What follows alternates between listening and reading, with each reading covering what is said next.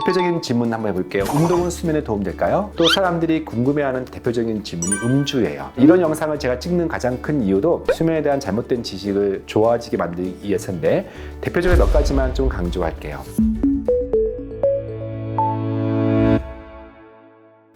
네, 안녕하십니까. 김경철의 미래의학 구독자 여러분 반갑습니다. 오늘도 당신이 잘 잤으면 좋겠습니다라는 책에 대해서 리뷰를 하고 특별히 오늘 파트는요. 수면에 대한 잘못된 지식들, 또 일상에 밀접한 그런 이야기들 많이 하겠습니다. 대표적으로 사람들이 궁금해하는 질문들이 있어요. 예를 들면은 안마 커튼은 어떤 방식으로 할 것인가, 운동은 내가 어떻게 하는 것이 좋을 것인가, 술은 도움될 것인가, 이런 부분들 오늘 좀 볼 건데요. 여기 보시면은 93개의 불면 치료라고 알려져 있는 것들에 대해서 Y축, 세로축 같은 경우는 올라갈수록 불면에 도움되는 거, 효과적인 거, 가로축의 오른쪽으로 갈수록 유명한 것들을 다루고 있어요. 맨 오른쪽이면서 맨 위에 있는 것은 대표적으로 유명하면서도 효과적인 거. 예를 들면은 아주 깜깜하게 침실 환경을 유지하는 거. 안마 커튼을 포함해서 빛이 완전 차단되고 블루라이트가 없는 그런 것들이 가장 대표적인 거고요. 약물 중에 어떤 특정 약물들이 바로 유명하면서도 효과적인 것들이죠. 반면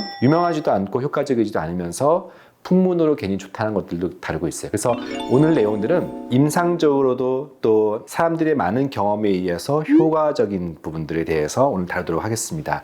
대표적인 질문 한번 해볼게요. 운동은 수면에 도움될까요? 여러분들 잠 못 자시는 분들이 별의별 노력을 다 하는데 그 중에 하나가 운동일 거예요. 많은 과학자와 수면에 대한 임상가들이 바로 운동에 대한 연구를 하고 있는데 대표적인 연구 하나 보여드리면 실제 2010년도에 나왔던 수면과 관련된 논문 중에서 운동하지 않은 그룹과 열심히 하는 그룹, 그 중에서 특별히 중등도라고 하는 고강도에 해당되는 운동을 했을 때 어떨 것인가. 전반적으로 운동하시는 분이 그렇지 않은 분에 비해서 수면이 증가되었다. 이 부분을 잘못 해석하면은요. 수면 직전에 운동하시는 분들이 있어요. 고강도의 운동. 일반적으로 잠들기 전에 너무 높은 수준의 운동을 해버리면 신체가 긴장이 돼서 잠을 못 자죠. 여기는 충분히 평상시에 운동을 말하는 겁니다. 그래서 낮에 활동을 많이 하는 사람일수록 밤에 잠을 잔다는 일반적인 진리이고요. 수면 직전에 대표적인 운동은 이런 고강도의 운동이 아니라 스트레칭이죠. 근육 통증을 완화시키고 이완시키는 그런 운동들이 도움되는 것은 일반적인 부분이고요. 또 사람들이 궁금해하는 대표적인 질문이 음주예요. 제한자 중에도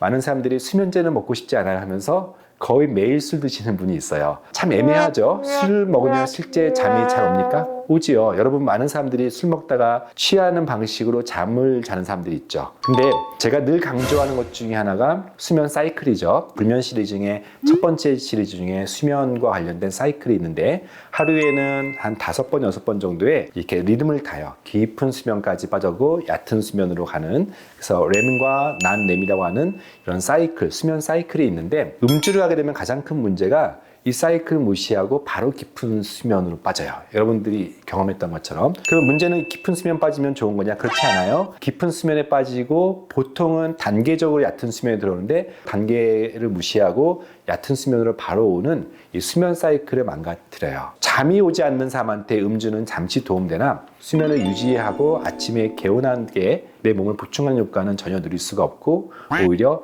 망가뜨릴 수 있고, 또 하나 음주를 하게 되면 몸의 체온이 추웠다 더웠다 하면서 체온과 관련된 불면이 악화되는 요인이기 때문에 술을 먹는 방식으로 불면을 치료하는 것은 정말 좋지 않다는 것을 강조해요.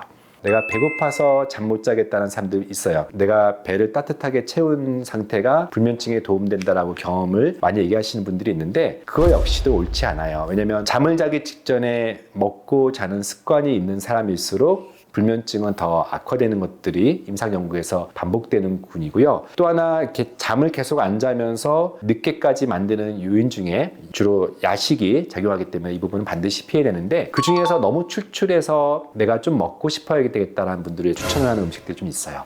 일반적으로는 피할 음식이 대표적으로 커피나 그리고 카페인이 많이 들어있는 초콜릿 같은 거는 피하는 게 좋겠고요. 또는 소화시키기에 너무 어려운 그런 섬유소가 많은 브로콜리 같은 것들이 그런 거죠. 또 토마토 같은. 그리고 당연히 육식을 먹으면 그것을 소화시키는데 굉장히 많은 에너지를 쏟기 때문에 이런 음식들은 일반적으로 피하는 게 맞고, 반면에 숙면에 도움되는 음식들도 있어요. 대표적으로 호두, 양파 같은 경우는 특별히 퀘르세틴 같은 성분들이 많아서 면역에도 도움이 되죠. 그리고 상추 먹으면 졸린다는 표현 많이 쓰죠. 너무 또 상추를 많이 먹으면 섬유소 때문에 이 소화시키는 데 어려움이 있어요. 적당한 상추라든지 감자, 타트체리 같은 또는 가벼운 수준의 바나나 같은 경우도 특별히 바나나 속에 트립토판 B6가 많이 들어있기 때문에 숙면에 도움되어서 가볍게 먹기에는 이런 간단한 간식들을 추천할 수가 있겠습니다. 또 하나 중요한 부분이 바로 이제 온도인데요. 이 침구 내의 온도, 또 침실의 온도가 되게 중요해요. 여러분들 요즘 같은 겨울에 추우니까 전기장판, 전기 매트를 켜고 주무신 분이 꽤 많아요. 일반적으로 추운 상태보다 따뜻한 상태가 숙면에 도움된다고 믿고 있죠. 근데 중요한 게 있습니다. 수면도 적절해야 됩니다. 그래서 이 침실, 내 몸 바깥의 온도는요 18도에서 22도. 겨울 같은데 보통 난방을 틀면 이것보다 훨씬 더 덥거든요.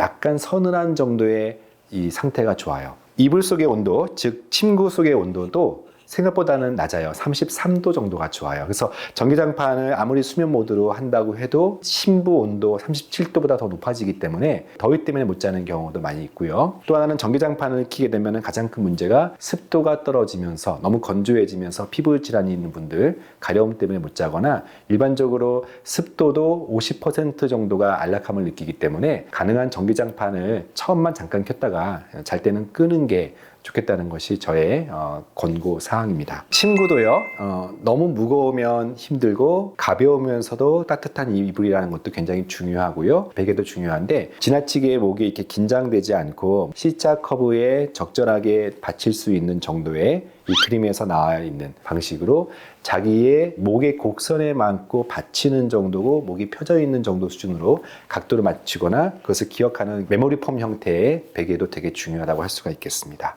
무엇보다 가장 중요한 게 바로 어둠을 유지하는 거예요. 특별히 대한민국의 현실은요 너무 빛이 많아요. 미국이나 유럽 같은 나라에서는 침실뿐만 아니라 거의 모든 실내 간접 조명을 쓰고 또 역시 파란색보다는 은은한 색깔인 노란색이나 붉은색 계통의 이런 조명을 백열등을 많이 쓰는 반면에 대한민국 이 아시아 계통에서는 너무나 밝은 형광등 또는 굉장히 파장이 큰 그런 수면에 방해가 되는 강렬한 빛이 온 집안에 비추고 있는 게 참 문제예요. 특별히 멜라토닌이라고 하는 수면 호르몬은요 우리 눈에 빛이 들어오지 않아야 나오는 그런 호르몬이기 때문에 잘 때는 빛을 차단하는 것이 굉장히 중요해요. 그래서 암막 커튼이라든지 이런 부분이 중요한데 여러분들 아무리 암막 커튼을 하더라도 자기 직전에 가장 안 좋은 습관이 뭐겠어요? 그 강렬한 빛이 들어오는 휴대폰, 특별히 블루라이트가 많이 파장이 발생되기 때문에 시상하 부위에 굉장히 안 좋은 영향을 미치고 그것이 직접적으로 불면을 일으키는 경우가 많기 때문에 반드시 꼭 하나 오늘 지켜야 될 것 중에 하나가 잠을 못 이루는 사람은요 휴대폰은 침실 바깥으로 보내는 것이 굉장히 중요하다고 할 수가 있겠습니다. 더 우리가 중요한 얘기를 한 가지 한다면은 CBT라고 들어보셨나요? Cognitive Behavioral Therapy. 좀 어렵죠? 인지 행동 치료예요.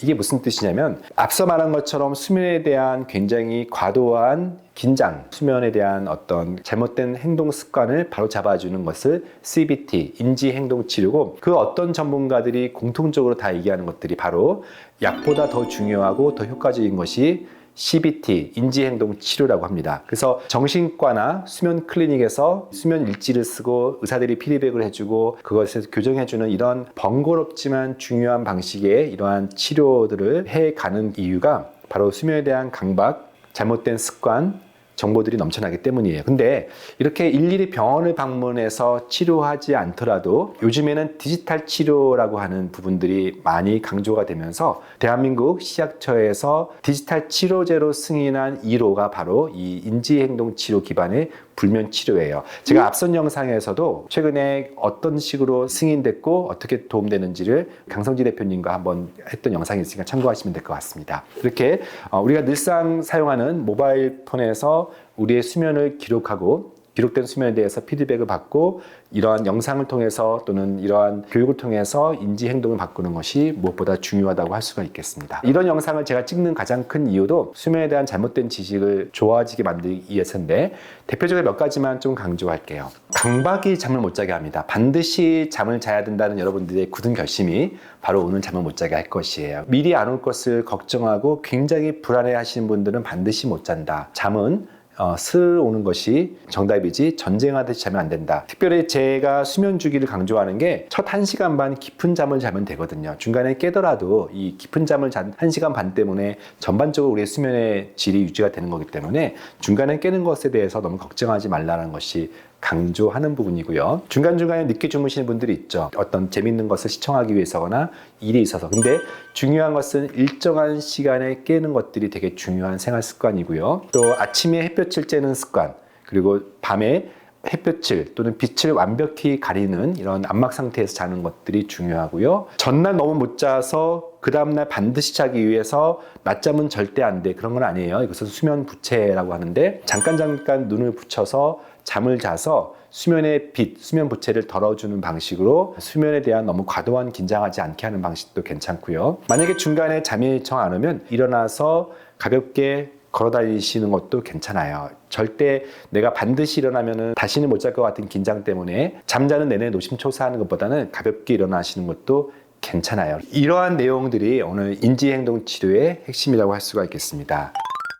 자, 오늘 영상은요, 아마 어쩌면 여러분들이 이미 알고 있을 수도 있고 또는 잘못된 내용들에 대한 교정일 수도 있지만 어떻게 보면 약물치료나 또는 영양치료보다 더 중요한 것이 바로 잘못된 생활 습관을 교정하는 것이기 때문에 오늘 지식을 통해서 여러분들의 수면이 더욱더 좋아지기를 바라겠습니다. 감사합니다.